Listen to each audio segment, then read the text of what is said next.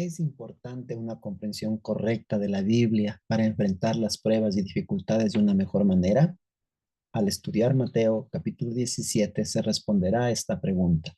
Aprendamos a meditar en la palabra. Jesús escoge a Pedro, Jacobo y Juan y los lleva hacia el monte con el objetivo de prepararlos para lo que tendrían que enfrentar. Quería enseñarles el verdadero propósito de su misión que implicaba como Mesías la muerte y el sufrimiento. Para los discípulos era difícil aceptar esta idea porque para ellos el Mesías era un rey que les venía a gobernar y a darles libertad de los romanos. Jesús oró por largo tiempo pidiendo fuerza para enfrentar la gran prueba que se avecinaba. También oró por sus discípulos para que su fe en él como hijo de Dios aumentara y que pudieran comprender la necesidad de su muerte como parte del plan de salvación y estuvieran preparados para la hora de la prueba.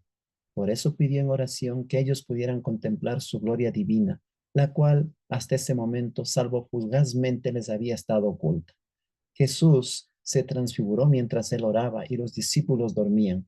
Cambió de una forma a otra, se transformó. Esta fue una de las ocasiones en donde la divinidad resplandeció a través de la humanidad de Jesús para encontrarse con la gloria celestial. No fue una experiencia subjetiva, fue más que un sueño o una alucinación debido al cansancio del viaje y a la preocupación por la predicción hecha por Jesús acerca de su muerte.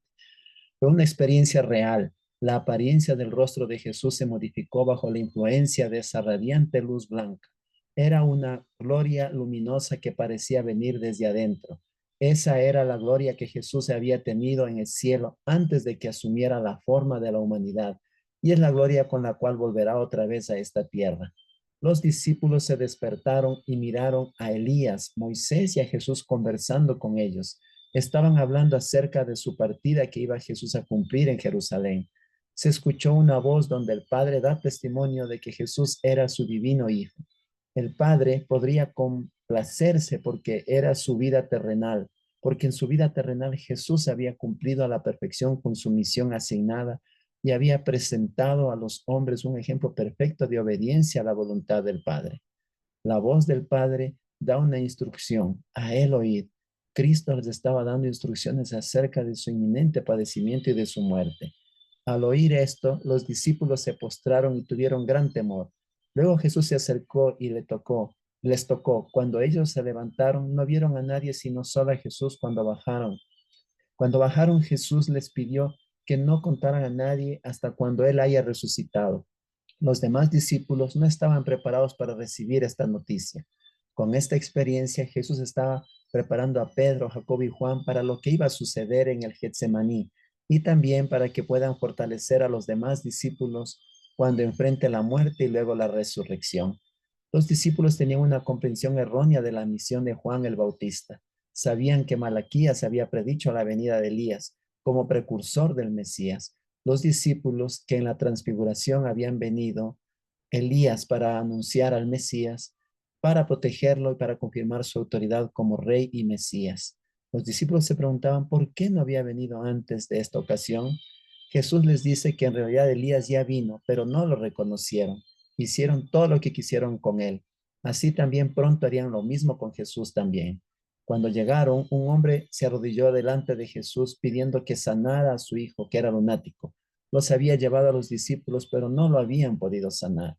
Los discípulos tenían demasiada fe en sí mismos y muy poca fe en Dios. Jesús sana al lunático y les dice que por la poca fe no pudieron echar al demonio, ya que ese género solo salía con oración y ayuno. Nuevamente Jesús le anticipa a sus discípulos que pronto sería entregado, sería muerto y que resucitaría al tercer día.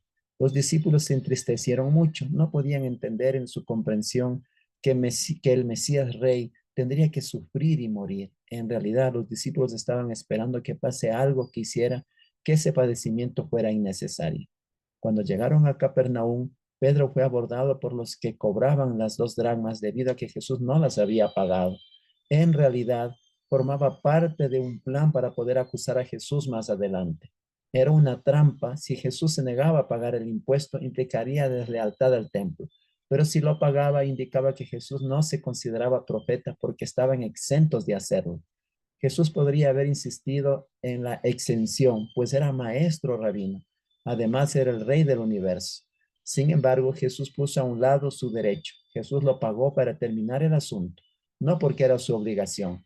A fin de evitar la controversia, no insistió en sus derechos para estar en paz con quienes eran sus enemigos.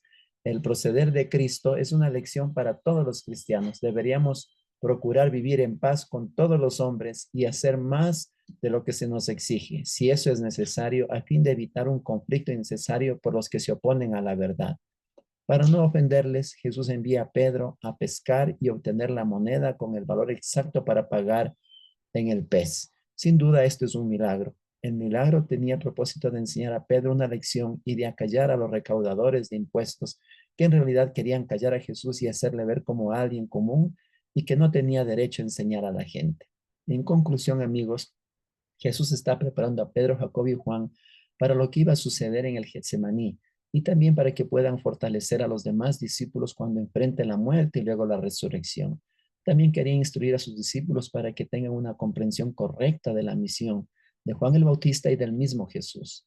Para ser efectivos en el cumplimiento de la misión se necesita mucha fe por medio de oración y el ayuno. Los cristianos deberíamos procurar vivir en paz con todos los hombres a fin de evitar un conflicto innecesario con los que se oponen a la verdad.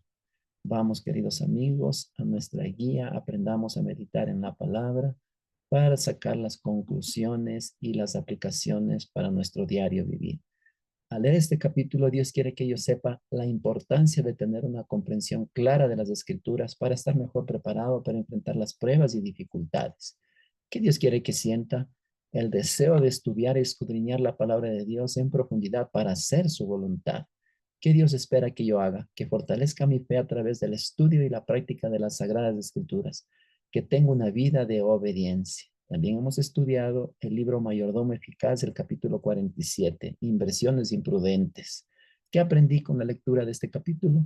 Debemos ser muy cuidadosos al invertir nuestros recursos de manera imprudente, esperando recibir recursos para la obra del Señor. El riesgo de enterrar los recursos que el Señor nos dio y fracasar es alto. Esta es una trampa del enemigo para consumir los recursos que se necesitan urgentemente para el avance de la obra de Dios. Vamos, amigos, a inclinar nuestros rostros para orar. Querido Padre, queremos agradecerte por el estudio del día de hoy. Nos muestra claramente cuán importante es cultivar el hábito de estudiar la Biblia, de orar, para que nuestra fe sea fortalecida. Que cada día, Señor, hagamos nuestro culto personal, nuestro culto familiar, en donde estudiemos tu palabra, para tener una comprensión más clara y exacta de lo que va a suceder y también para ser fortalecidos y enfrentar especialmente cuando vengan momentos de prueba y de dificultad. Ayúdanos, Señor, a estar mejor preparados. Y ayúdanos también, Señor, a saber invertir los recursos que tú nos das y no poner en riesgo, Señor, esas bendiciones y perderlo todo. Cuando hay tanta urgencia para invertir, Señor, en tus negocios, para apresurar tu venida. Acompáñanos, Señor, en este día. Te lo pedimos y te lo agradecemos en el nombre de Jesús. Amén.